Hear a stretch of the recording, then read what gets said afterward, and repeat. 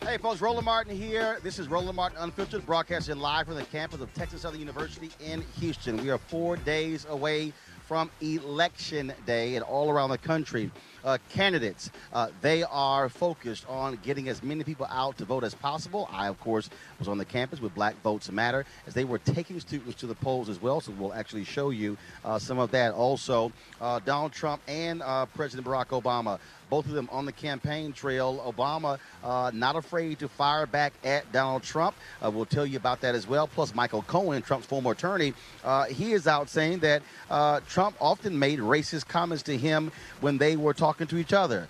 Shocker. Shocker. We'll talk about that as well on the show. Folks, it is a packed show. We can't wait to break it all down for you as we broadcast live from TSU. It's time to bring the funk and roll about unfiltered. Let's go. He's got it. Whatever the biz, he's on it. Whatever it is, he's got the scoop, the fact, the find. And when it breaks, he's right on time and it's rolling. Best believe he's knowing. Putting it down from sports to news to politics. With entertainment just for kicks, he's rolling. It's on go, roll, y'all. It's Roland Martin, yeah. Rolling with Roland now. He's funky, he's fresh, he's real, the best, you know he's Roland Martin now.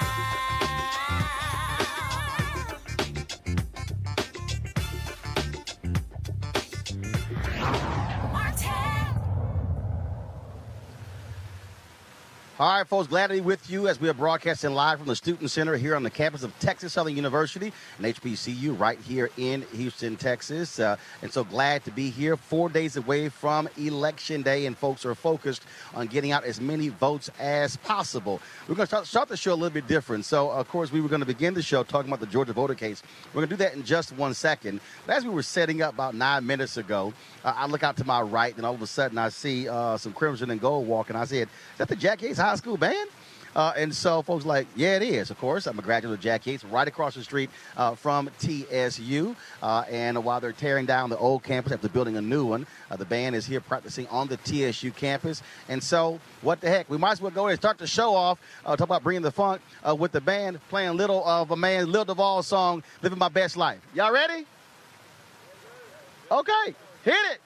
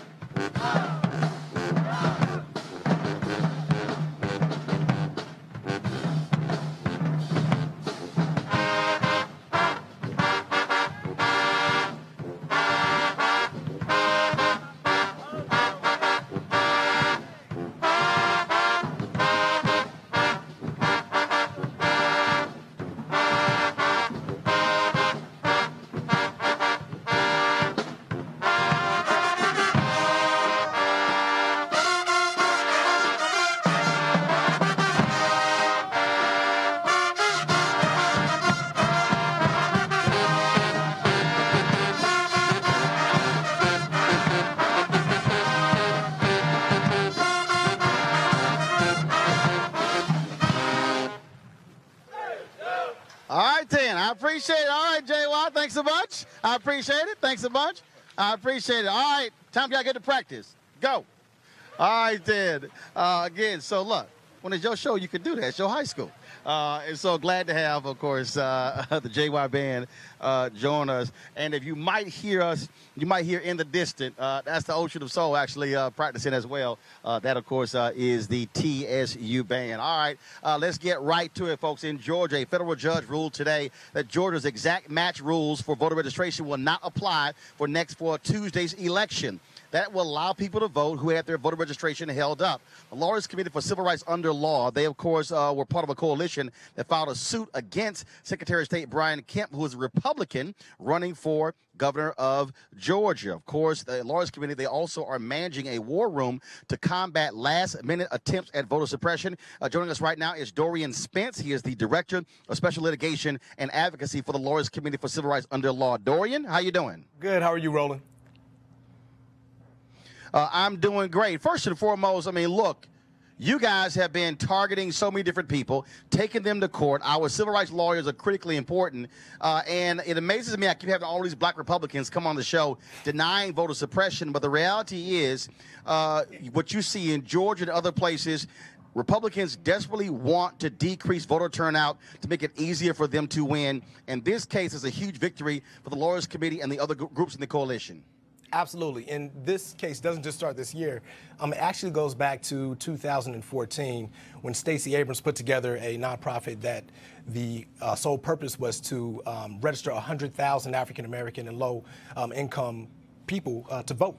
And we saw back then 50,000 of those people didn't make it onto the rolls. What we found out during our investigation was that minor discrepancies on their voter registration applications were bumping them from the system. So they got caught in this no man's land of pending on their voter registration status. Today, a judge on a similar issue found that 3,000 people were trapped in that same issue of pending status. And he basically said that they will be able to vote in this election. And look, I mean, this is critical because this thing has been going back and forth when it comes to these folks. And of course, he has been saying, "Oh, look, this is just standard." But the reality is, what he did in this case, he tried this same crap in the last election, was slapped down by a federal judge, and the legislature, they actually made it law. Right. Right. And we see these attacks on the right to vote, the fundamental right to vote across the country. This isn't the only state that's trying suppressive tactics. We see it in Ohio with secretaries of states purging the rolls of eligible voters just because they've been inactive for one election cycle. We see it in Texas where there are voting machines switching the votes of eligible voters. We saw it in North Carolina. We just heard today, Roland, in North Carolina, a glitch in the computer system almost kicked 400 voters off the rolls. We have to understand that the precious right to vote is under attack at every turn, And it just so happens, and you know as well as I do, when I say just so happens, I say that sarcastically, that it most often affects people of color, people from our community. So we have to stay ever vigilant. We have to make sure that we know our status before election season, and even throughout election season, make sure that we stay engaged and exercise our right to vote. Dorian, let's talk about this war room. Exactly what does it entail, and what are you looking for between now and Election Day? Absolutely. So the Lawyers Committee spearheads a coalition of organizations, civil rights organizations, civic engagement organizations called Election Protection. And we have been active for the past 14 years with recruiting volunteers, both legal and non-legal, to protect the fundamental right to vote. Now, when we talk about protecting the fundamental right to vote, we don't just mean for black people, we don't just mean for white people, we mean for everyone. If you are eligible to cast a ballot, we will do everything in our power to make sure that you cast that ballot on Election Day. And what that looks like is that we have field programs in 28 states. We have over 6,000 volunteers across the country, and we have over 1,000 trained attorneys on the phone waiting for your call if you run into problems on Election Day. That problem could be as small as, I don't know where my polling location is, or I can't remember if I'm registered to vote, to something as big as, I know that I'm registered to vote, I have my voter registration card, and they still won't let me vote. We have rapid response programs or infrastructure in place to get to the bottom of all of those problems. So for all of your viewers, if you run into problems either on Election Day or even now, you can call 1-866-OUR-VOTE. Once again, that's 1-866-OUR-VOTE to get help. And we introduced a little wrinkle this year. We also have a text feature as well. If you run into problems at the polls, either now through Election Day, you can text 97779 to get the help you need. All right, then, Dorian, we surely appreciate it. Thanks a lot. Thanks for all the hard work for the Lawyers Committee for Civil Rights Under Law. Absolutely, Roland. It's always a pleasure.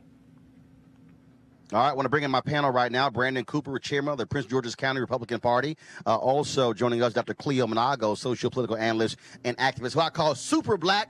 And Brandon, I want to start with you. Certainly, look, we talked about this beforehand. If you're Brian Kemp, you're not happy with what took place here. But this also should be a rebuke to those legislators in Georgia who actually made this law. This is an utterly ridiculous law, and it's the kind of crap Republicans keep doing in the southern states to have to, of course, put in effect voter suppression. Yes, I don't know where to begin, Roland. First off, I want to say and echo what you said about the Lawyers Committee. I want to echo the good work that they're doing, because there's no doubt that there's shenanigans being played across the country in elections. And you mentioned earlier in your remarks that you have a series of black Republicans who come across who deny voter suppression exists. Let me make it very clear, I'm not one of those people. I do recognize that there are some issues, particularly in North Carolina, which I just don't agree with, and it's horrible. But just going back to Georgia, my friend, you talk about how they are putting up barriers to voting. As you know, as I mentioned before, Georgia has a record amount of voter registration now than ever in the history of Georgia under the Republicans' Secretary of State. Again, I don't know Brian Kemp, not defending him, but I'm just pointing out the facts. Also, Georgia is one of only 13 states that has automatic voter registration. This is like the crown jewel that Democrats have been trying to pass across the country. And Georgia is one of the few states that has automatic registration so that you're automatically registered to vote, making it easier to vote when you go to the DMV. And so you're characterizing, you're cherry picking these incidences, trying to make it seem like, you know, Georgia in 2018 is Georgia of the Jim Crow era when Democrats actually stopped blacks from voting. But that's not what's taking place in Georgia. Going to the decision that was made today, it just came out, as you mentioned, it's about 40 pages. Brandon. Yeah, you want me to get, okay. Brandon. Yeah, where we at? Brandon. Roland. This is the problem that I keep trying to explain to you Republicans. Okay. Which is a problem. You put barriers in place. Black people are going to leapfrog those barriers, but we shouldn't have to be leapfrogging the barriers. And so you're using the same argument Supreme Court Justice Roberts did when he said, oh, well, black voter turnout has dramatically changed, so we don't need Section 4 of the Voting Rights Act. That's not the same argument. The reason you have high black turnout is because of Section 4 so and the Voting Rights Act. registration is a barrier to black votes? Please explain that, Roland. You never talk about that. So automatic first of all, registration, which that's a Democrats are good thing. pushing for nationwide, is somehow a barrier to black Why votes? should Come Republicans? Come on now. Why Come on should now. Republicans? Hold up. Why? Okay, Brandon. Is that, are I mean, you wanna Republicans talk about it pushing now? same-day You voter wanna jump registration? over it or no? Are you going to respond to that one No, point? I'm asking you a question. Okay. Ignore my I'm asking you a question. First of all, it's a good thing. My question is this here. Do you as a Republican, do you support automatic voter registration and same-day voter registration? Yes and yes. Yes and yes. Good. what You're I can say- one of let the me go few back- let me ones. go back. Cleo. Oh, yeah, you go over my No, point. hold up. I got to go to Cleo. All right. Cleo, go ahead. Well, all I can say is I learned something today that I didn't know before. As you know, on your show, I've complained about us not anticipating voter repression because it's been happening for years. And I just met Dorian from the Lawyers Committee, and apparently working with Stacey Abrams, they've been dealing with this issue or trying to deflect the possibility of voter repression at least since 2004, or maybe. So that's really impressive for me to hear because, as I've said many times before, this is old news. They did it way back when George W. Bush and before that in terms of black people being repressed. But it's good to hear that Stacey Abrams is so focused that she worked on this issue years ago and has made, and I think that might be part of why she's doing so well now. Like I said before, her ground game in Georgia is one of the most powerful ones I've ever seen before. So this sister is quite brilliant and has great vision. So it's good to meet you, Dorian. It's good to hear about the work that you're doing. Again, folks, first of all, we are here in Texas. A lot of things, of course, happening here. We look at the latest polls. Beto O'Rourke is down about 3 points to Ted Cruz. They're campaigning. O'Rourke is in Texas, in Dallas. This weekend, on Monday, is going to be doing actually an event with Kelly Roland, formerly of Destiny's Child. I have no idea what Ted Cruz is doing with black people because I haven't seen it with black people, which is no shock. So I have no idea what's going on there. But again, I mean, I haven't. I haven't seen him doing anything with black people. And of course, this whole caravan issue is something that's also that's going on, that's taking place. And of course, Donald Trump is making a big deal out of this. It came up in his rally today. Also, President Barack Obama had his rally in Miami as well. And so it's, again, all kind of different stuff that's been happening when it comes to this election. As we get down to these final 4 days, Brandon, I got to ask you, how much sense does it make to hear Donald Trump say, oh, my goodness, the pipe bomber and the guy who killed 11 people at a Jewish synagogue broke his momentum? Yeah. Dude, really? I think in your oxymoron, we're using How Donald Trump sick and and sense offensive is that? The same Mostly a sentence. moron. Yeah, using that in the same sentence is part of the problem. So again, as he's been since before he ran for office, as he is now, Donald Trump is his biggest enemy. I can't explain or defend anything he says, and that's never been my job, never will do. But I will point out, that some of the issues, I guess, as far as you talk about the caravan, I think that is a big issue that people care about. My mother is I don't want to put her on blast, but she's a lifelong Democrat. And she called me as well, kind of saying that, I kind of agree that we have to have some type of borders here, just like every other country. We just can't let people cross the border without any restrictions, which is not happening, but which is kind of in the discussion right now. But back to your point about Trump, he says a lot of crazy things. Also, the thing about Stacey Abrams, again, talking about her being unqualified. Again, it's one of those things that's not needed. I guess it's going towards his base. Don't know why he continues to put his foot in his mouth. But Stacey Abrams, as Dr. Cleo mentioned, is running one of the strongest campaigns, not just, particularly in the South, but across the nation right now. And having Oprah on her side is definitely making things pretty interesting come Tuesday. Dorian, it has to be offensive again. I mean, here you have people in Pittsburgh who are mourning. 11 folks in a synagogue killed. You have 2 former presidents targeted by this pipe bomber. 12 different devices, a vice president, 2 first ladies. I can go down the line. 100 other people, including journalists, were on the target list of this guy. And Trump says, damn, my momentum was broken. Yeah, we have someone who is deeply unconcerned with the welfare of people, quite frankly. And he finds wedge issues to bring up to soak his base. And we're within 7 days of an election. So he's going to keep focused on himself and focused on these wedge issues. And just 2 days ago, and it seems like weeks ago at this point, he actually floated the idea of rolling back birthright citizenship by way of an executive order. And that's something that should be deeply offensive to everybody, but particularly African Americans, simply because the issue of birthright citizenship came out by way of the 14th Amendment, which was basically ratified to secure citizenship for the descendants of African Americans, for the descendants of slaves. It was ratified to specifically address the ruling in the Dred Scott case in the 1800s, which basically said that black people who are the descendants of slaves are not full citizens of the United States. So we deal with these issues day to day, and we have someone in the White House who is deeply unconcerned with black and brown people, specifically and low-income people as well. But we, once again, let's talk about another court case, and that is coming out of Ohio, where several federal judges have ordered Ohio to allow voters who've been purged in the last 6 years to be able to cast a provisional ballot in this year's election. You might remember this case went all the way to the Supreme Court, where a white man in Ohio sued, saying that he was improperly purged because he did not vote in a previous election. The Supreme Court, the conservative Supreme Court, with Neil Gorsuch on the court, voted 5-4 that purging was allowed, which is one of the reasons why Republicans across the country have been doing this very same thing. Now, plaintiffs, led by the A. Philip Randolph Institute, got the appeals court to overturn an October 10th ruling by a federal judge that said voters were not illegally purged from Ohio's rolls. And so that is happening. And speaking of provisional ballots, Keegan Peele and Chris Rock, they got together to actually put this video together to help people out when it comes to the idea of casting a provisional ballot. Check this out.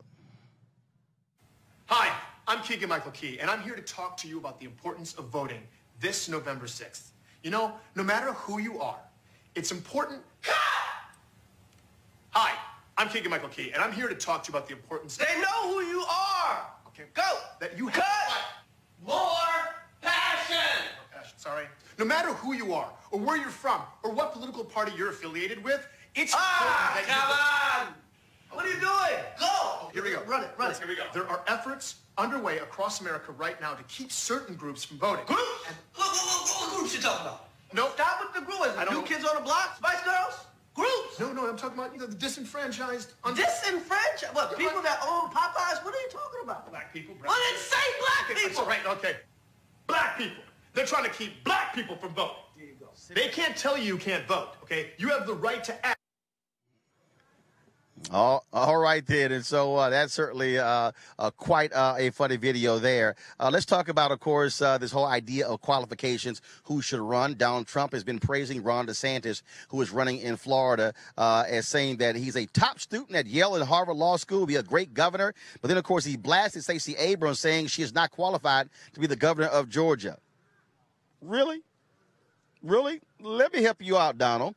Stacey Abrams graduated magna cum laude from Spelman College, master's degree from the University of Texas. I don't really talk about them. Okay, law degree from Yale Law School, and also the minority leader of the Georgia General Assembly. Brandon, sounds to me like one hell of a qualified black woman. Well, yeah, I agree. I said earlier, I think this whole issue, what's qualified, it reminds me a little bit what happened with Hillary Clinton and Barack Obama during 2008 primary.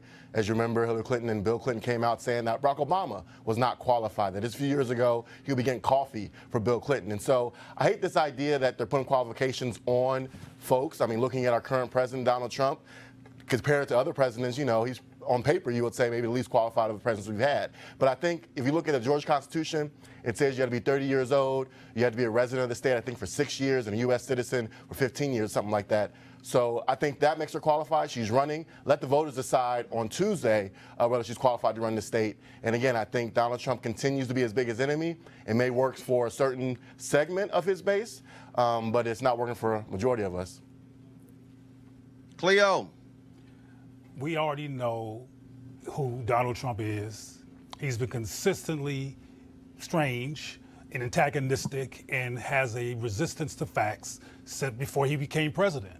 I think it's important, though, to understand, because we keep talking about Trump, but Trump is a figurehead who's sitting in front of a large group of people who support him, including some of the masses of the United States of America. It's not just Trump. I believe that Trump probably goes to the Klan committee first, the high executive level of the Klan in the White House, and they all plan to make a decision that he's making. He's not alone. But again, with him saying that Abrams is not qualified, come on, that's what we expect him to do and expect him to say.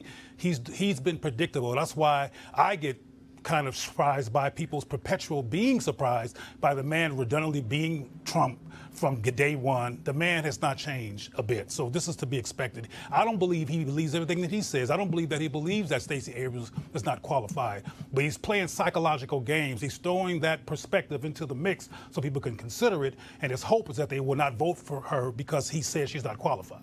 And frankly, that kind of deceptive perspective has worked for him.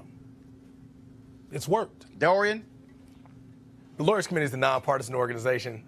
We want to make sure that anyone who is eligible to cast a ballot on Election Day can cast a ballot. So if you run into problems at the polls on Election Day, dial 1-866-R-VOTE. We're here to help you out. Hey, Dorian, you ain't got that. Dorian, you can be nonpartisan, but you can at least say the sister's qualified. Listen, you ain't got to run from the question. Let me work my way back to that, because I met Stacey Abrams in person in 2014. I thought she was a very charming woman who was very focused, and I have to commend anyone who sees that there's a large segment of the state population who is not registered to vote, and she doesn't just sit back from her podium and tell people to go out and register to vote. She actually does something about it. She put together a nonprofit, and she got out there and she registered voters. That is 100% commendable. I think the questions of her qualifications are a non-issue. She's clearly qualified. She's clearly one of the most brilliant people in the four corners of the state of Georgia. So, I mean, that's beside the point for me. What I'm saying, and I want to be clear about this, is that if voters run into problems on Election Day, you can dial 1-866-R-VOTE. We will get you the help you need. We got you. Dorian, I'm going to get a number. I got it. But stick to the topic at hand. All right, y'all.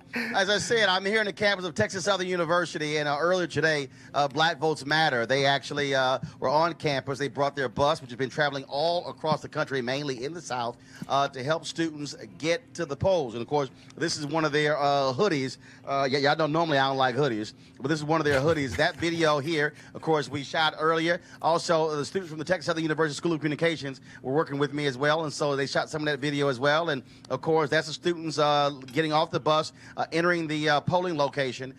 They, of course, were taking students back and forth all day to the polling location, which was located about a mile or so away. I still don't understand. Well, first of all, I understand because we're living in a state run by Republicans, why you don't have an early voting location on the TSU campus, considering how close you are to so many people here. And so it makes no sense whatsoever. The same thing happened when I was at North Carolina A&T on Sunday. Same thing. Those students had to actually march 2 miles away just to vote. And so we caught up with some of these students and shared their thoughts on why voting is important. I believe it's important to vote because our ancestors, they died for this right for us to vote. And I just feel like it's a slap in their face when I hear other young African Americans saying that, you know, our vote doesn't matter. It matters. So that's why I think it's important to vote, just to pay homage to our ancestors. Basically, to pick out what she said, it's definitely a huge slap in our face to our ancestors, grandmothers, grandfathers that wasn't allowed the right to vote, wasn't allowed certain privileges that we're allowed today. Also, I just feel like especially this certain election is very important because this certain election, it affects us directly as the people. We got to make sure we get the right people in office to make sure that things are handled right, especially in the White House, and just try to do the best we can to make this country better. And I think it's important for us to vote, especially right now, because these elections are what's going to affect us in the community instead of like the presidential election, which is going to affect us as a whole, as like a city. So what we're doing right now is going to affect us, what we're doing in the community and our surrounding areas. Good afternoon. My name is Marcus Nash. I'm a junior here at Texas Southern University, majoring in education. I feel that it's important to exercise your vote because when you vote, you're planning the future for your unborn kids, and also you're electing the people that's governing everything that's around you, from state to local to the executive level. And I feel like it is very important for you to exercise that vote. Hi, my name is Kelsey Eggleston. I'm the aquatics director, and I believe that it's important to vote not only to be an example for my students and my staff, but also to exercise my right to stand up for the things that I believe in. Hey, what are we going to do?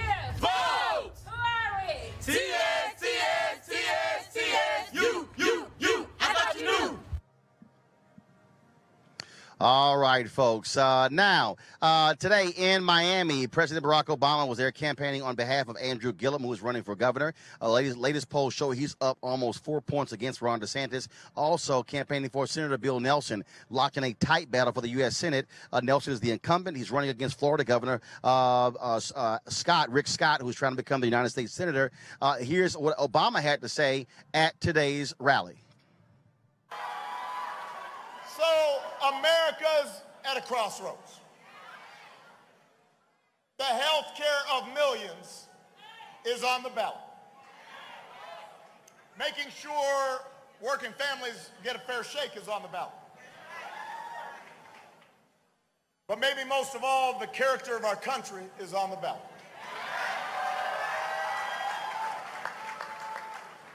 In the closing weeks of this election, we have seen repeated attempts to divide us with rhetoric designed to make us angry and make us fearful. It's designed to exploit our history of racial and ethnic and religious division that pits us against one another, to make us believe that order will somehow be restored if it just weren't for those folks who don't look like we look, or don't love like we love, or pray like we do. So,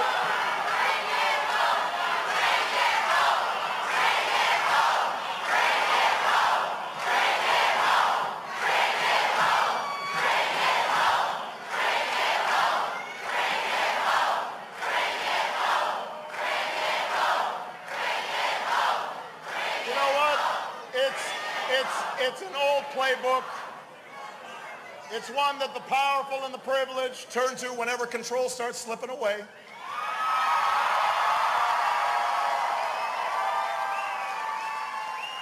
They'll get folks riled up just to protect their power and their privilege, even when it hurts the country, even when it puts people at risk. It's as cynical as politics gets. But in 4 days, Florida, you can reject that kind of politics.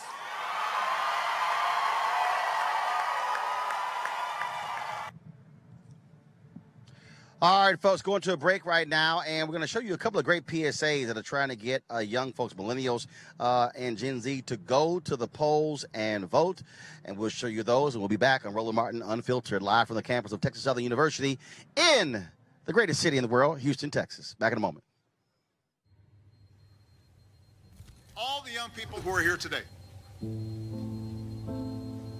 there are now more eligible voters in your generation than in any other.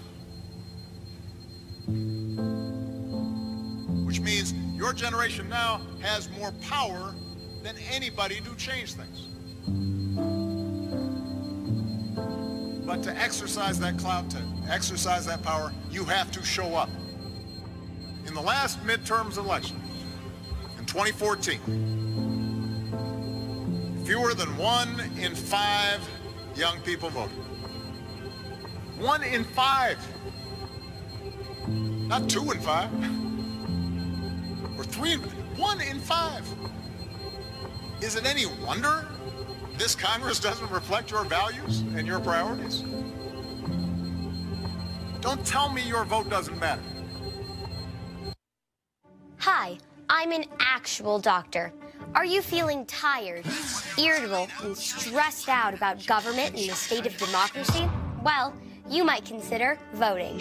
Voting is shown to relieve the painful symptoms of civic constipation and electile dysfunction in the voting populace. I used to think politics wasn't my thing, pretending like my inactive citizenship wasn't bothering me. I couldn't stop putting up signs on my lawn, my bumper, even my own body.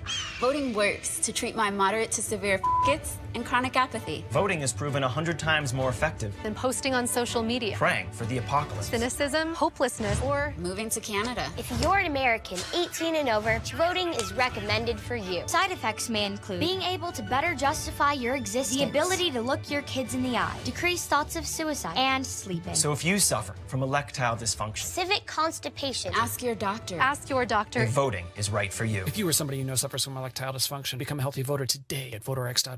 Pull out. Oops. All right, folks. Again, those were pretty interesting PSAs, and so we want to do this right now. So I want to talk about that. So a couple of students from TSU here. I want to ask them a couple of questions about that. So y'all, come on, step over. Come on, here we go. All right. So double check. Hold that. Just talking to the mic. Hopefully that is working just fine. First of all, what's your name? Rebecca Edwards. Rebecca Edwards, and you are? Ashley Johnson. All right then. So we just ran this PSA that basically was saying that millennials have got to stop whining, complaining, and I'm so sick I can't vote. What do you make again these low numbers when you have the largest group now, bigger than baby boomers, but they're not voting their power? I would definitely say that when it comes down to like voter ID restrictive laws, I think that pushes away a lot of millennials from voting because they feel like their vote doesn't count. Especially here in Texas, I think it was in 2013 when they passed the law about, voter ID laws and picture IDs and things of that matter. It turned a lot of people my age away from saying that, well, I don't have the right ID or I'm not from Houston, so I don't know if I can really vote in this election. And so they feel very discouraged in going out to vote because they feel like they can't. But there's a placard at the National Civil Rights Museum that says, all I want for my 18th birthday is a voter registration card. And so I get all of that in terms of being frustrated. But the reality is there was a previous generation that was frustrated. And they didn't sit here and say, well, woe is me. They said, no, you're not going to stop me from actually voting. And what I'm saying is when you look at the numbers, large numbers, but not maximizing the power. Same thing with Latinos. You got 2.1 million eligible but unregistered Latinos in this country. And again, what is it going to take to get folks who are 18 to 29 to realize they have to use that power? What would you say to them? I would say that it really comes down to the gravity of it all, and I say that because... You lower that a little bit. There you go. Go ahead. Thank you. It comes down to the gravity of it all.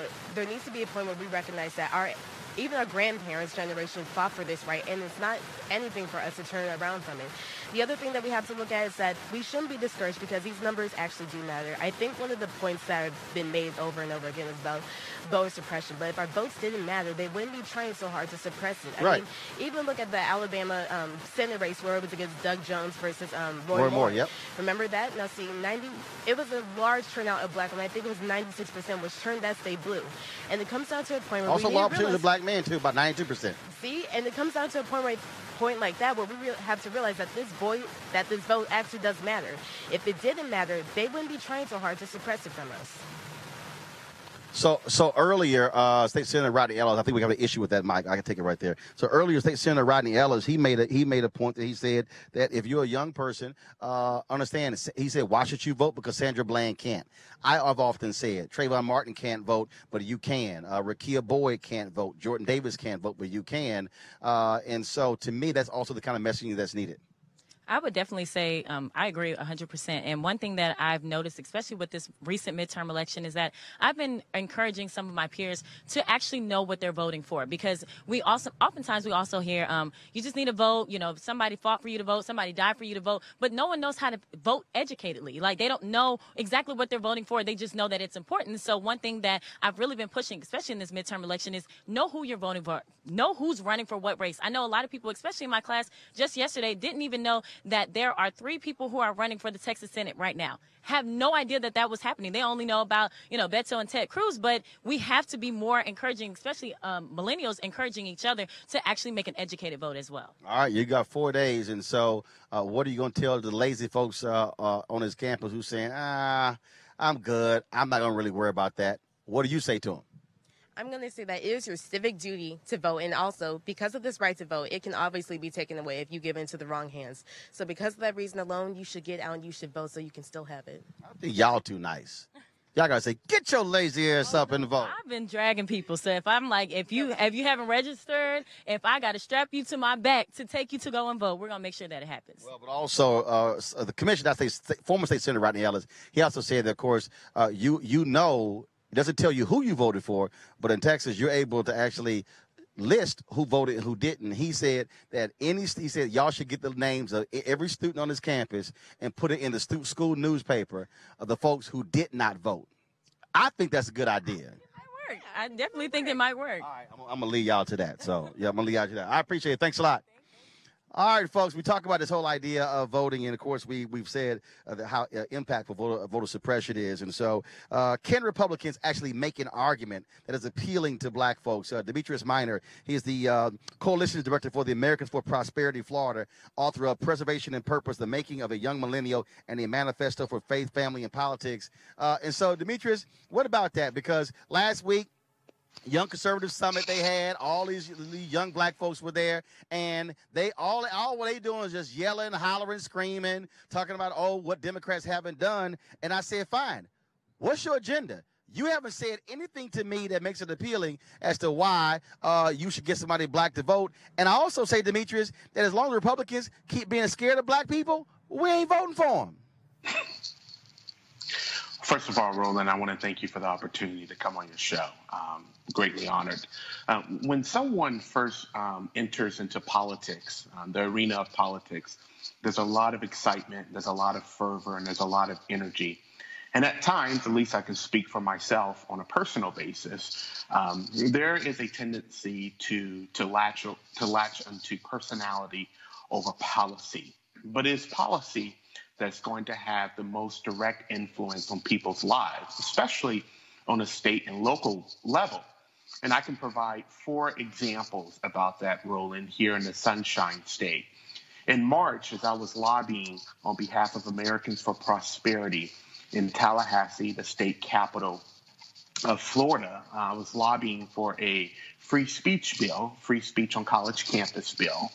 And a person who was very vital in helping that bill, the passage of that bill, become successful was Representative Kim Daniels, a conservative blue dog black woman who was a Democrat in the state of Florida. And so that just goes to show you the power and the sensuality of reaching across the aisle. Here, I reside in St. Petersburg, Florida, which is right outside of Tampa. We've partnered with the Hillsborough County NAACP, which is the largest chapter of the NAACP in the state of Florida, to come against a transportation tax that will not benefit the poor, that will hurt minorities the most. It's a regressive tax. The NAACP feels that its constituents have been slighted, that they have been ignored, and that the group that's pushing this transportation tax is pushing it without asking for their input. So we've partnered with them in calling for voters to vote against this referendum come Tuesday. A third example, Roland, but is Demetrius, that... here's the question. But here's the question, though. Here's the question. I'm talking about Republican candidates who are white. And the question is this. Do they have the guts to go into black communities, to actually sit with black people and ask them, what are the things that you care about? I have had this discussion over the years with Michael Steele, with J.C. Watts, with Elroy Saylor, with Michael Williams. I mean, a whole host of people. And the reality is this here.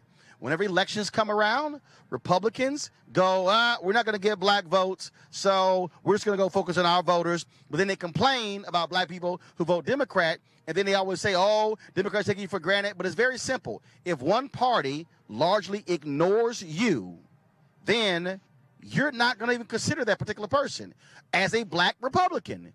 Do you also face those issues in trying to explain to white Republicans, look, if you ignore black folks, they're not going to vote for you?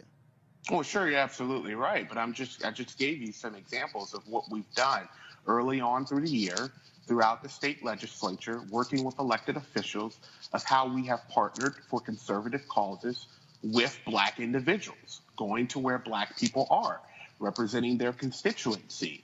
I definitely can't speak, or neither will I be held accountable for what people do in various states. But here in the state of Florida, we have put a concrete effort in articulating our principles, our values, and our mission and vision to those who traditionally are not aligned with us. So is Ron DeSantis doing that against Andrew Gillum? Ron DeSantis, just like Andrew Gillum, is out there campaigning and fiending for every single vote. Let me put this disclaimer out there. As a member of Americans for Prosperity, we're nonpartisan, so we don't reflect either party. No. I'm not. No. But I'm asking you. But you're in Florida. You're in Florida, and you're a Black Republican. Sure. And so this is not what I'm asking. Is Ron DeSantis actually specifically targeting and campaigning for African American votes? Is he holding events in Black communities? Is he sitting down with Black people? Sure. I know many Black Republicans who will be voting for Ron DeSantis. Now, ultimately, it's going to be up to the whole state of Florida as a whole to determine who's going to be the next governor.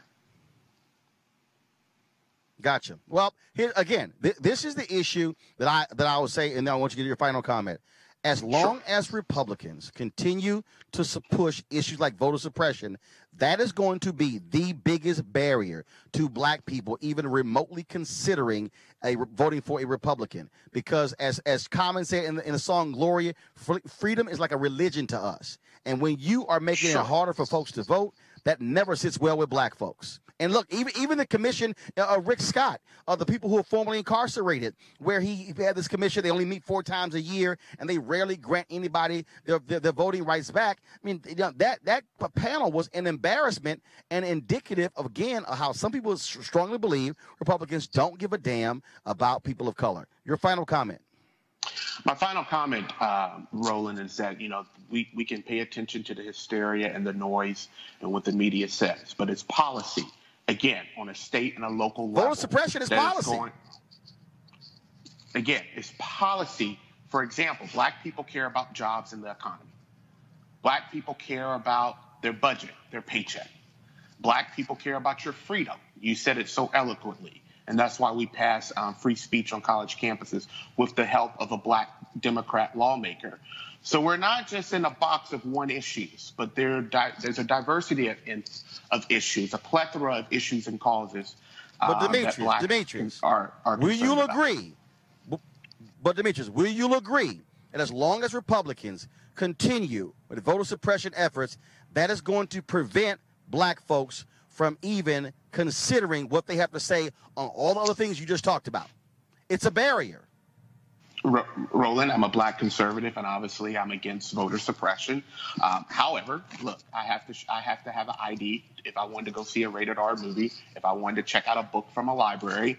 I do believe that this it's not just ID, Demetrius. Demetrius, there's a narrative. It's not just an Demetrius. It's not just an ID, Demetrius. We know for a fact in Philadelphia, in Pennsylvania, how they made it very difficult to say not only is it an ID, and if you don't have one, you have to travel to an office, sign an affidavit to say you don't have an ID. Go back home, wait for them to certify that to come back and pick up your ID. If you are elderly, if you're young, you're not going to the office 2 or 3 times. We know also in North Carolina where they specifically cut out early voting locations to keep folks from voting in the early elections. The federal court said they were targeting Black folks. So again, you can make the argument about it's about an ID. I'm in Texas, my home state, where you can vote with a gun license, but you can't vote with a student ID from a state university, which is a state-issued ID. That was done by purpose, and 600,000 people of color were disenfranchised. 5 federal judges ruled against Texas as a result. The Obama administration sided with the plaintiffs. The Trump administration sided with Texas. And the Supreme Court, the conservative Supreme Court, went along with Texas. But again, you keep saying it's just about an ID. If you're in Alabama and you're closing down driver's licenses offices, you can't get the same ID. You look at what's happening in Kansas, where Chris Kobach, there's one early voting location in a town, 13,000 people, largely Hispanic, 61%.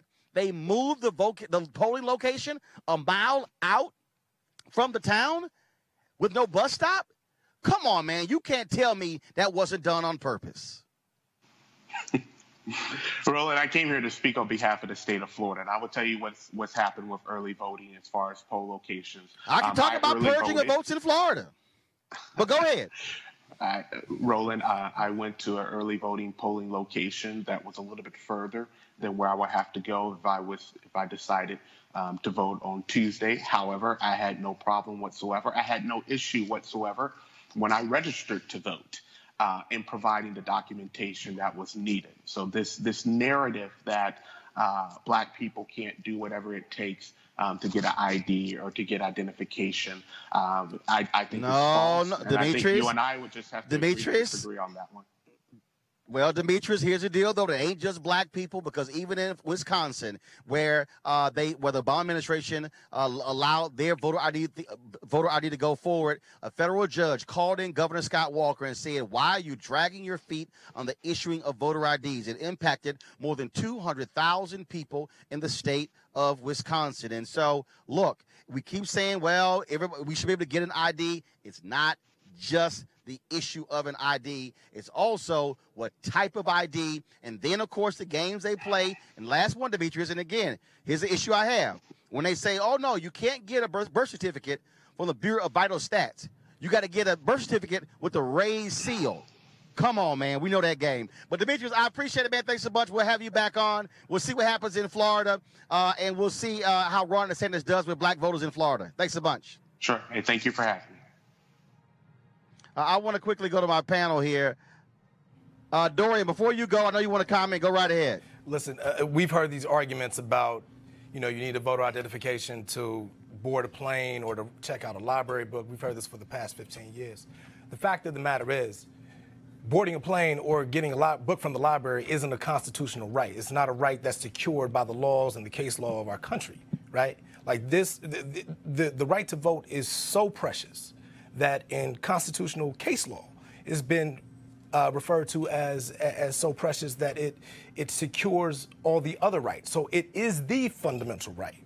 And Demetrius said something else. He said, the idea that Black people aren't willing to do whatever it takes to get identification or to vote. Why are we always put in a position where we have to do whatever it takes to exercise something that we are due as a people, as citizens of this country? I mean, he's taking his privilege into account as well. I mean, he probably has access to a motor vehicle, but the fact of the matter is, a lot of us don't have access to motor vehicles, and we have to rely on public transportation and loose job schedules to get to the polls on Election Day. So why don't states take the opposite approach, like Oregon, where they register people automatically to vote, and you have to opt out of the right to vote if you don't want to vote? We should be making easier, not harder to vote. It's ridiculous. And I hear this stuff every week, day in and day out, about how it's so easy to cast a ballot, and if Black people just, exercise a little gumption, a little moxie, then we'll be able to vote. But that's not the case, because we hear about it every day in the Election Protection Hotline, 1-866-RVOTE. If you have problems on Election Day, give us a call. We'll help you get to the bottom of those issues. Roland. All right, Dorian, I appreciate it. Thanks so much. Cleo, go ahead with your comment, then I'm going to Brandon before I go to my next topic. Go ahead. Recently, I'm sure you know by now, Kemp backed out of a debate with Abrams. And I'm sure Jeff Sessions still has nightmares about his interaction with Kamala Harris. And my point to you is that these Republicans have other strategies other than confronting Black people directly. They get Kanye, they get other people to do their work to make Black people have some appeal, or make the Republican Party have some appeal to Black people by doing strategic, manipulative things. And overall, they're not interested in having this direct interaction that you keep asking about with Black people. They rather do the strategic, manipulative thing that they do to make sure that they have an optical impression that make you consider voting for them. When Kanye was being confronted or addressed by the president, that had an impact. Then, as you know, Trump followed up with bringing about 400 young people, you were there, to the White House to create this optical illusion of Black support. Trump's optical illusions have worked for him, not directly confronting Black people. As you always say, he has yet to talk to the Black press or surround themselves in a situation with Black people that he does not control. They're not going to do it because like I said, what happened with Jeff Sessions, with Kamala Harris, that's one of their nightmares, that they're going to be confronted and actually responsible, and they won't be able to. So I don't know if you're going to get what you want if you expect these white Republicans to actually be in a meaningful dialogue with Black folks. They rather scheme and strategize. Brandon, your comment, please. Yeah, there's 2 points if I can get through. First off, You know, we agree on a lot of things, but I disagree with you when you try to paint with a broad stroke the Republican Party. You're talking about white Republicans and interacting with the black community. Just two examples real quickly. John Kasich from my birth state of Ohio got 1 out of 4 black voters to vote for him back 2010. Larry Hogan up on the ballot this year. That's one guy. Let me finish. Roland, let me get my point across. You there surely are have a chance to 31 respond. Republican governors. All right, that's Roland, one. All I said again was that when you paint with a broad stroke, if you want to sit here for the next hour and go down and list a lot of other ones, Larry Hogan in my state currently of Maryland, running right now, the latest poll. That's 2. Hold up, let me finish. The latest That's poll by 2 the out of Afro 31. newspaper. The latest poll by the Afro newspaper shows him with a 65% approval rating from black Marylanders. So all I was pointing out Brandon, is that when you paint with that's a broad 2 stroke, out of that 31. Republicans. Okay, want me to keep going down the list? I will. But Roland, all I'm saying again is that when you paint with a broad stroke, Brandon, the Republican Party, you're doing you the same stopped to your that viewers. too. Secondly, to the second point. Brandon, you stopped that too. Want me? Okay. On my second point about Brandon, you stopped that too. To what? Go ahead. To white okay. So again, go ahead, finish your second point, but go ahead. Second point. You keep saying I paint with a broad brush. Second point yeah, because it's broadly true. About voter registration statistics. The Pew Research Center, which I know you all agree on here, is not a right-wing organization at all. It actually leans a little bit to the left. The Pew Research Center did a research on voter registration in this country and found that 1 out of 8 voter registration forms in this country are inaccurate or out of date. That's 24 million, 1 out of 8. They found that there are 1.8 million deceased people on the rolls currently, and that 2.75 million people are registered in 2 states. So I bring that up only to point to the fact, as the gentleman from the American Prosperity is talking about, that the need for voter ID is not an attempt at some imaginary problem. Brent, I'm going to stop you right there, brother. It is an issue that is being addressed right there. You can look at Canada, other countries as well, that do how many instances do we have of in-person voter fraud you always like to point to over the past 15 other countries years, when it comes to healthcare or Europe, but you don't want to talk about voter ID. Instances do we have of in-person voter fraud, Brandon? Again, how your many point. Instances? Okay, to your point. Do we have of in-person voter fraud? And I talked about this before, and if you let me get to your point, how do you investigate a crime first dictates how many that come out. There's been over 1,000 of them that I can list. If you give me time, I'll pull up the website and go through them. But again, if you're not investigating it or don't have protocols in place to catch it. There are protocols, how do you Brandon. No, how do you it's under state law. You just graduated law school. You know that, right? I work on campaigns, and I graduated law school, and I work as a campaign manager. Okay. Have you worked on a campaign before as paid staff? Absolutely not, but I am an attorney, and I have looked into this. Now, so let me know how many. Let's go to our birth state of Ohio. To your point about how many instances of in-person voter fraud have you seen? Okay, hold on. I'm a referee. Dorian, ask your question, and then go Brandon. Yes, your question. Let's limit it to the state of Ohio. That is our birth state. We went to the same high school, actually. Okay. How many instances of in-person voter fraud have you seen over the past 15 years out of the state of Ohio? So 2 things again. I don't live in Ohio. I've been living for 12 years. I live in Maryland, so I cannot speak to that. Let's go to Maryland. I used to live in Maryland, too. Let me go back. Let me answer your question, my brother. I'm not going to answer how you want to answer, but I'm going to answer the question. I heard your question. Here's my answer.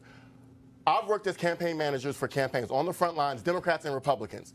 How do you tell if somebody's coming to the polls on, as I pointed to, 1 out of 8 registrations in this country, the Pew Research Center has found to be inaccurate? Okay. How do you find that how do you prevent them from voting? There is no system if you're not checking out as they didn't do in Ohio for a long time. Brandon, excuse me, I'm sorry. Dorian, there's no way to find out. Dorian, you got 30 seconds to respond. I'll take 15. Look, I'm bored. The fact of the matter is it's a voter identification is a remedy for a sickness that does not exist.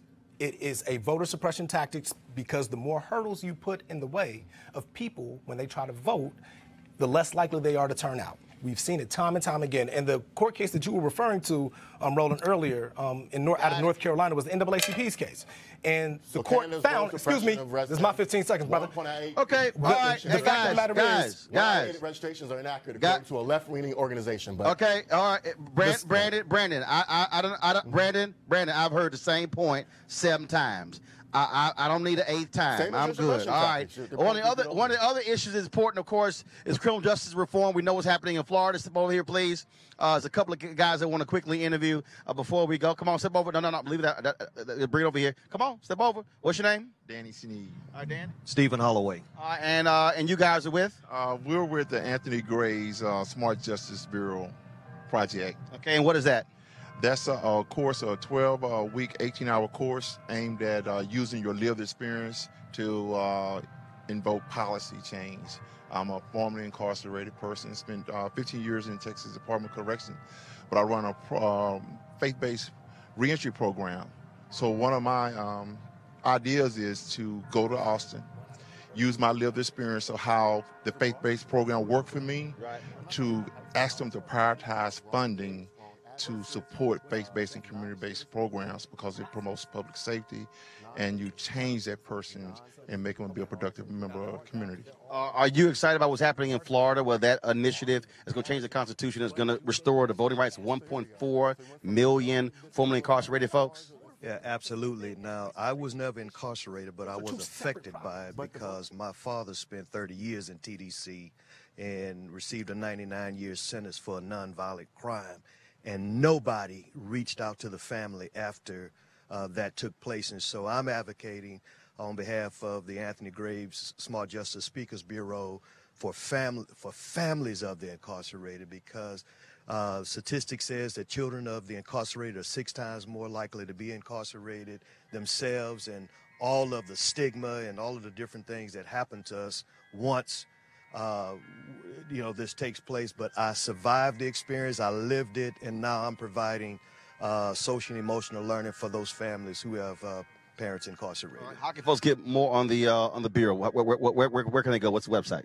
Right now we're at on Twitter at hashtag Anthony Gray Smart Speakers Bureau, and also on Facebook.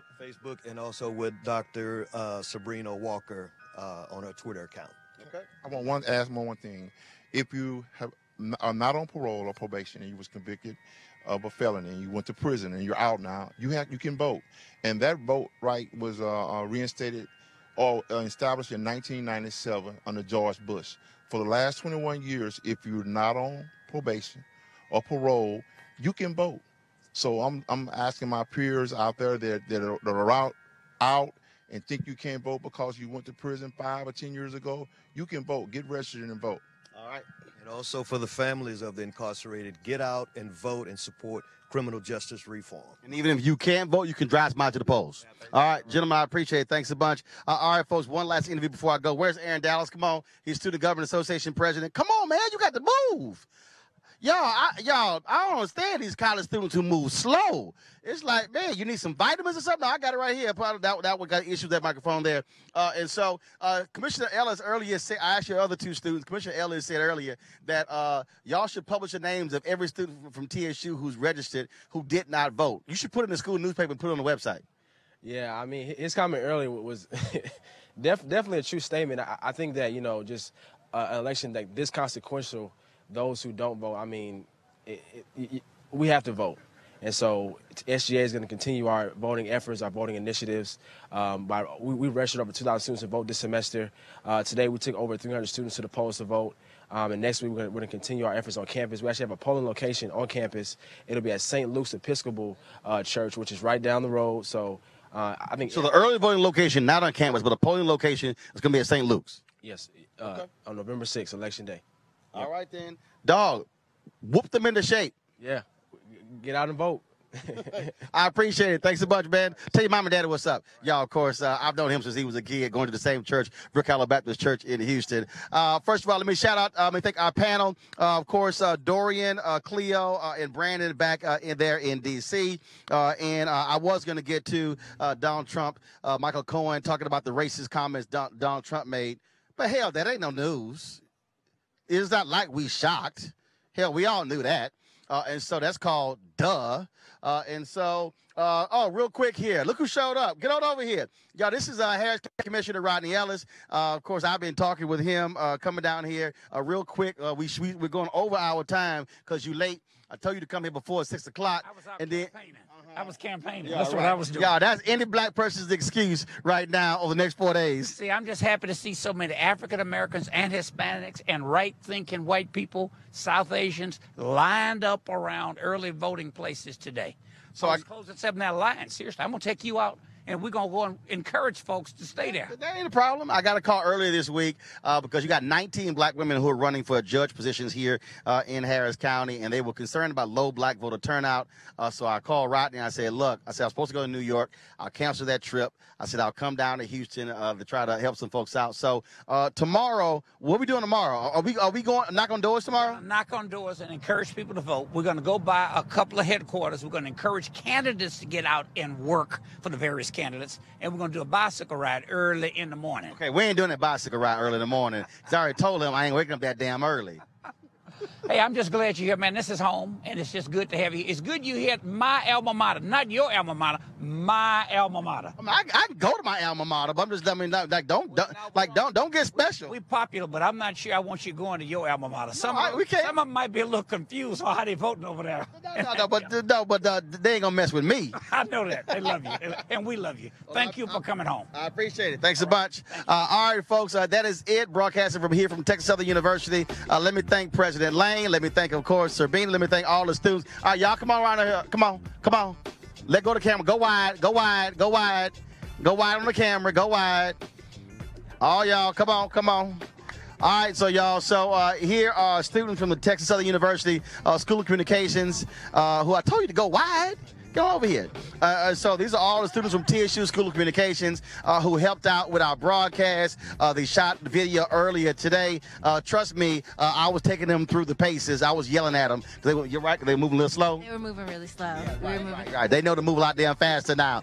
All right, y'all, coming up next is my conversation with actress Erica Ash. Talk about the importance of voting. You do not want to miss this discussion. We had a great conversation. Also, if you go to Be Woke Vote, go to the YouTube channel, Facebook page. You're going to see my interviews with Congresswoman Maxine Waters, with Chuck D, with Erica Alexander, Erica Ash, also Dr. Jim Lawson, and you'll also see the interview with Devon Franklin as well. And I'm missing somebody, but we'll put it all on my pages as well. And so again, folks, I'm going to see you Monday from Atlanta. I'll be broadcasting from Ebenezer Baptist Church on Monday. They're having a prayer rally, again, trying to get Stacey Abrams elected governor of Georgia. Okay, I was in my show by saying holla, so on 3, y'all got to say it. 1, 2, 3, holla! World's smartest when it comes to politics. I'm the first to admit that. I'm not even the second or third, but I'm trying, and I think that that's really the message here. Get out and vote because it does matter. Your vote absolutely matters. You can't hold us back. You can't hold us back. You can't hold us back. Hey folks, Roland Martin here with BeWoke.vote. Well, of course, we're focused on 2018 midterm elections, trying to get you focused not just on the issues, but also on the importance of using the power you have to cast your ballot. Today, we'll be chatting with Erica Ash. She joins me right now, of course. You've seen her on television and in the movies, and normally she's the wild child, but today she gets to be a little bit more sedate, if you will, I think. What's happening? Hey, how are you? Thank you for having me. All good. Well, first of all,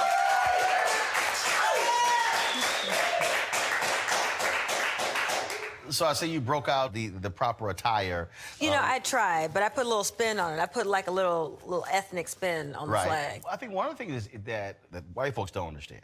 Our view of the flag, even when you talk about democracy, when you talk about voting, is totally different than theirs because it's a different perspective when you talk about freedom. And here we are, 399 years since the first 20-odd Africans arrived in the United States and Virginia, and we still are trying to get all of the rights that we're supposed to have. Right. I mean, when you think about it, it's a bit hypocritical. I mean, they were creating this flag and creating all of these laws with people being excluded from the laws that they were actually creating. So all men were not included in that. So it was it's a weird hypocrisy when you think about it. Well, I was just arguing with someone. Actually, it wasn't quite an argument because I smacked him down real quick. On Twitter. Was this physically? Nah, but I should have done it physically. If I would have. I'm glad you didn't. I made the point about that we've had 114 Supreme Court justices in America. 108 have been white men.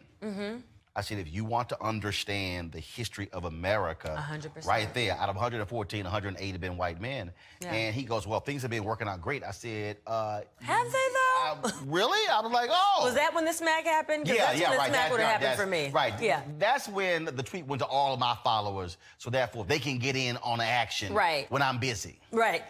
Yeah. Sometimes you just want to let them have it. It's like kind of like the Beehive for Beyonce. Sometimes you just don't want to get your hands dirty. It's like, you know what, this is too easy. I'm gonna just let y'all have this. Oh yeah, and they're very good at handling. I know they are. But and again, it's a different perspective. Even when we talk about just this idea of voting, when you look at the efforts today with voter suppression, even the craziness with voter ID, people go, oh, but ID is simple. I'm like, yeah, but once you start going underneath, where you have to have a certain type of ID, we must see the birth certificate, it must be raised, it must be a certain paperweight. I mean, look, these are barriers that are put in place. Can I just be quite frank with you? I think a lot of people end up not voting or being politically active because a lot of people just don't understand the terms. And I think what happens a lot of times, people don't want to admit that they don't understand what these terms mean. And people talk about it, you know, they talk about the electorate and the gubernatorial and blah, blah, blah. You might as well be saying Oshkosh, bagosh, blah, blah, blah, because people just don't get it. Because but also, they don't want we to. haven't had real civics, though. Right. I mean, we haven't had real, I'm talking about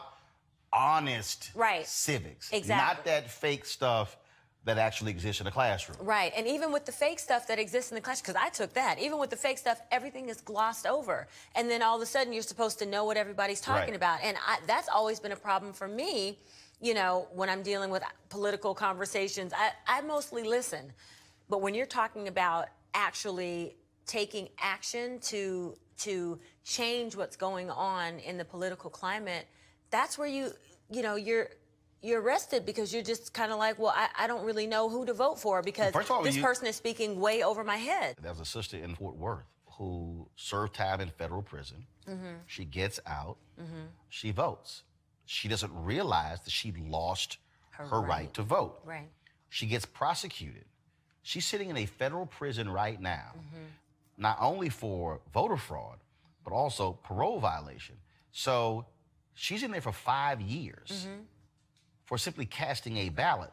Now, we're going to spend an inordinate amount of dollars to lock her up for 5 years because she said, no one told me. And in fact, her probation officer testified that there was nothing, it wasn't like you got out and it was kind of like, oh, by the way, here's a sheet of paper, you can't vote. Right. She had no idea. 5 years she's sitting in federal prison right now in Texas. And there are a lot of people, they don't know if they can, they don't know what to do, how to do it, where to do it. They get, you know, all these documents and pamphlets in the mail, but they don't really understand how to dig through and figure it all out. So I think, you know, the solution, because I'm all about solutions, is figuring out a way to reintroduce that into the school system. And I think, you know, getting people together who are like-minded, right? If you don't know exactly what's happening, I think the first thing is don't be ashamed of that. Don't be ashamed to say, I don't really know what that means. I don't know what that term means. I don't know what this politician stands for. Even if everyone's talking about it, people are scared to get laughed at. Now, I'm the queen of no shame, as we know. Yes, we know. But I feel like a lot of people, like, the ego gets in the way, right? Yep. And you don't want to be the one friend that looks stupid. I'm always looking stupid. But the thing is I'll ask questions. I'll say, you know what? I haven't watched TV this weekend. What happened? Talk to me. Right. So my friends now know. They're like, oh, Erica's come out from under her rock now. Let me explain to her. But I have to do that because I wouldn't know what's going on otherwise because it really does get confusing. And I get, like, it's overwhelming, and I get mind overload, and I just have to shut everything off. Look, I have other friends who will send me a text and say, Roland, first, they go, is this true? Right. And then it's, okay, what's the real deal with this? How major is it? And I'm kind of like, okay, boom, boom, boom, boom, hit them right back. They're like, okay, cool. They move on. And my deal is, I'm cool with that because for a lot of them, they want to be educated on them. They say, look, I trust you're going to give me the information, and then I can take it from there. Now, that's when you also got to have my stuff together because it can be running around quoting me going, now, Roland said, and then if it's crazy, like, that really didn't happen. Exactly. Then, you know, your Twitter followers are going to let you have it. But that's the thing. I think everybody needs 3 friends. You need that one friend that's not going to make you feel stupid because you say you don't know. The one friend who does know everything and can spout it out. I mean, like, you know, like a Roland Martin Jr. And then you need that one friend to translate. I make it easy. You don't need to translate. Right, you do. You don't need to translate. You do. But you know those friends that's always like, oh yeah, well, and you're like, girl, I don't know what you're saying. What? Talk to me like I'm a 5th grader. Break it down to me in simplistic terms so I know exactly what you're saying and exactly what I'm going to do about it. Okay, now somebody who's watching, they probably will say, oh no, that's not basic. What they don't realize is we, as a journalist, we are actually trained. Newspapers are written for 5th graders. That's not a joke. We literally are written. Al Newhart, of course, who was the founder of USA Today, used to be the CEO of Gannett, he used to always hate reading George Will with the Washington Post. He said, I don't ever want to have to read a newspaper and have a dictionary right next to me. He said, make it plain for the people. So one of the things that I've always done is utilize television and radio and also social media to teach folks. I never thought about it that way until about a month before she died, Dr. Maya Angelou, when she was being honored at the National Portrait Gallery. I did an interview with her and she said, you're a teacher. She said, I watch you. You actually teach. And I was kind of like, okay, I never thought about it that way. But the reality is, to your point, the average person doesn't know. The reality is there is no affirmative right to vote in this country. There isn't. It was specifically set up that way. People think, oh no, I have a right to vote. Actually, you don't. There's nowhere in the Constitution that says you have an absolute right to vote. There are constitutional amendments that say you as a woman and me as an African American can't be denied the right to vote. Right. But there's nothing that says no, you absolutely have that right. We're going to probably have in the midterm elections more than half of the American population not cast a ballot. Yeah, unfortunately. But then I also have this other view where my deal is very simple. I use 2 versions. So I use one for mainstream television. I say vote or shut the hell up. But the other one really is vote or shut the fuck up. Right. Because I mean I can't because there's nothing worse for me than people who complain about a system. Because folks really don't understand that literally everything in our life is impacted by the ballot. There's nothing in our lives that isn't determined by politics some way or another. Right. If you were wearing something that was actually exported from another country, they had to go through a particular procedure that was established by government. Right. And that's also, I think, where people go, oh, no, that none of that stuff matters anything in my life, when, oh, yes, it does. It matters a hell of a whole lot. Also, in terms of us having so many less people voting in this midterm elections, I think that can be shifted, even if it's just, a few percentage points by things like this. Look, us getting together, us talking about it, because it's like double dutch. It's over. You're like, where do I jump in? How to jump in? You just try. Right. And even if you stop the ropes, you get back out and you try again. So but it actually does matter. Right now, Republicans hold a 1-vote majority in the Virginia House of Delegates. And the only reason they hold that is because that was in the last election, that was a tie. It was decided by a coin flip. Oh, wow. They ended up the exact same number of votes. Right. And the coin flip, Republican wins the coin flip, keeps the seat, and otherwise the Democrats could have taken control of both chambers. A coin flip. Right. Right. So when somebody tells me the complete face of everything after that. My 1 vote is no big deal. Obama wins North Carolina by 14,000 votes in 2008. That literally, if you break it down, the number of precincts, 1 per precinct. Right. 1 vote. Right. And folks go, oh, really? I'm going, yes. Right. You just don't understand how that can make the difference. Yeah, it really, really does. And also, I think when we look at a lot of these media institutions, they also are not talking about issues that folks actually care about. And I think that's also a huge deal. Are you talking about things that I care about and then putting it in a way where I understand how my life is impacted? Right. And also the side of it that matters most to us. You could talk about the issues that are relevant to us, but you could skew it in a way that makes us sort of feel the way that you want us to feel about it. And that's what I think a lot of news outlets do as well.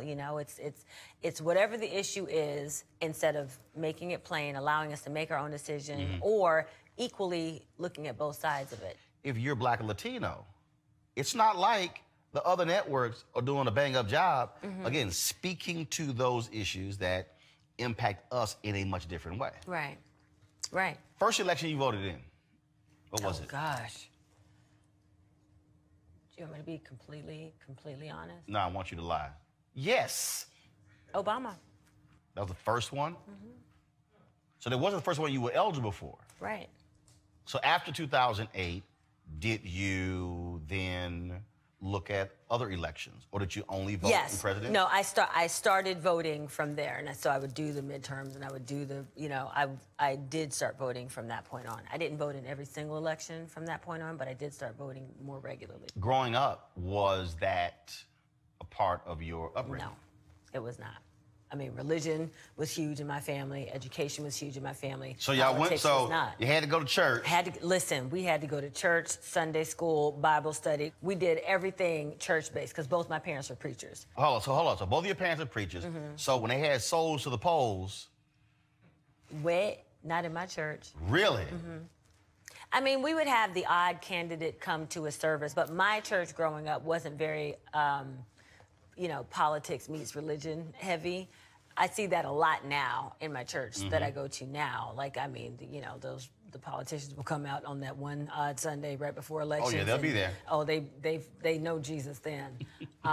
So I see it all the time now. But when I was growing up, no, that wasn't a big part of our upgrade. So you think that's also an answer? Because earlier you 100%. said put it in the schools, but also I do believe, for me, the reason I see the value, so my parents worked elections. They volunteered for campaigns. They ran phone banks. That was a huge part of my upbringing. And look at you now. And it's very interesting because I think that might be even bigger than the civics piece in schools. I mean, I think that at this point, having that in schools at least gives the children the opportunity to go home and ask their parents, so Mom, Dad, what is this? What do you think we should do about this? This is what I learned in school today. Let's talk about it. At least gives the children something to bring home and start a conversation with. However, if the parents start that for the children, then, then the children can go to school and say, hey, why am I not learning this here? Why don't I have a civics class? You know what I mean? And we'll have more Roland Martins running around here. I mean, the way that you were raised, the fact that your parents took you to the polls, the fact that they did not make it a choice for you, they actually exposed you to that in a way. Then my dad watched about 5 hours of news a day.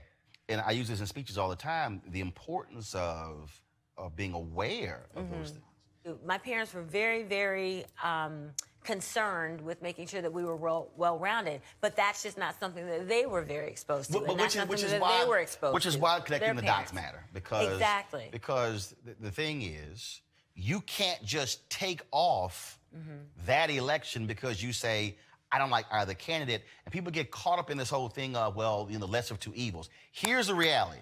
Somebody is going to win. Right. One or the other. Right.